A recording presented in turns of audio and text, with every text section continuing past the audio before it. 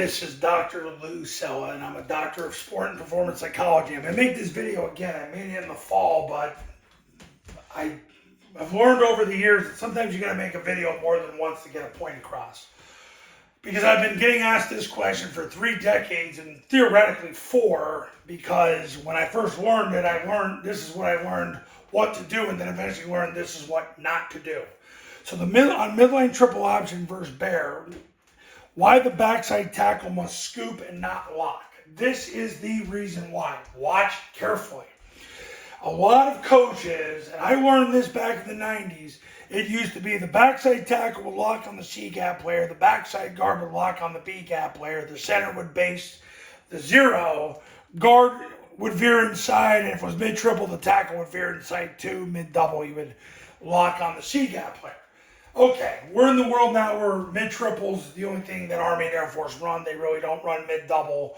Army might have run mid-double 10 times last year. Check all of the breakdowns on tripleoptionfootball.com. You can see exactly how many times it was run. Here's the major point. If the backside tackle locks on the C-gap player and the backside guard locks on the B-gap player and the center locks on the 0 and they pop the mic through, you have no answer. You have no answer for it. Or if you're going to be a reverse scoop team where he's going to try to reverse scoop him and he's going to try to reverse scoop him, what ends up happening is eventually the mic finds the window in the scoop and pops through. It doesn't work over time, and eventually it pretty much makes it a dead play.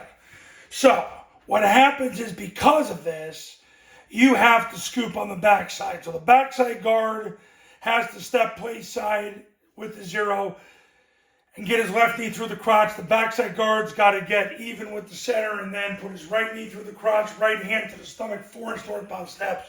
You got to make a 0 a backside player at the snap. The backside tackle's got to block the spine of the backside guard to cancel the backside B gap. You've got to focus on making sure that those gaps are canceled. Now, I get this question from people. I've been hearing it since, I think, the late 90s. Well, that means the 5 technique will be able to get to the quarterback. Listen, if your splits are where they're supposed to be, where it's 2.5 minimum, 3.5 minimum, he ain't getting there. And if he does, well, I remember having this conversation with Navy years ago. The answer was, well, then I guess you got to get wider, Lou. So then basically your splits are too tight. And then the next answer I got was, well, if he could still theoretically make the play, which he can, but let's say he did, we'd come back and run reverse. And then they're totally screwed. So here's the point that I'm making from this video. If you lock backside, you've got a 3-on-2 with the A gaps and the B gap. Because if you lock on the backside, they're going to pop the mic through. And of course, if the center went with the mic, then the nose guard is going to hit the window and go. And he's going to hit your B back right in the face. He's unblocked. If you try to fan here and then scoop here, then he spikes and he makes the tackle on the B back because he's 2.5 feet away. You can't do that. You've got to make sure that this gap is secured, this gap is secured. And I learned this a long time ago from Coach Niamata Wall, back before he became a communist. You've got to be able to cancel through your midpoint, through the adjacent lineman's midpoint. Because that's what cancels a gap, is the adjacent person and through their midpoint. Point of the video, you can't lock on the backside because against a bear front, he goes one way, Mike goes the other way, you have an unblocked defender, you're 3-on-2. That's why he's got to get hip to hip with him. He's got to block his spine. Oh, well, what about the 5 technique? Coaches, if your splits are wide enough, he's not going to make the play on your quarterback. He's not even close. And if he does, your splits are too tight.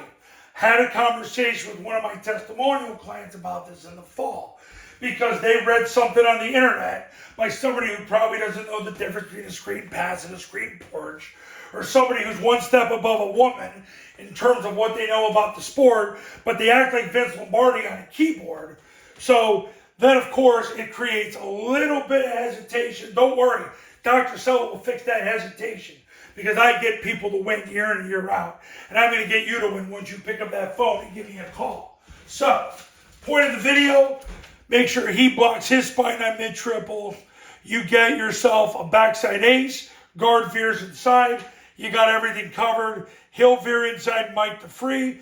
You'll read those two. He'll arc him. He'll block him. You're on your way. And get ready to win, win, win. Now, Triple Option Football Academy camps are $29.97 to $39.97. Depends on what region you're in.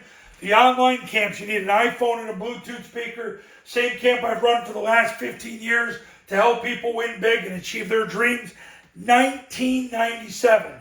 If you do a camp, you get the online academy with the camp. If you just do the online academy, it's $9.97. Give me a call right now so you can start winning today, whether you do the camp, the online camp, or the online academy. TripleOptionFootball.com to learn more about the camps, the academy, and the testimonials.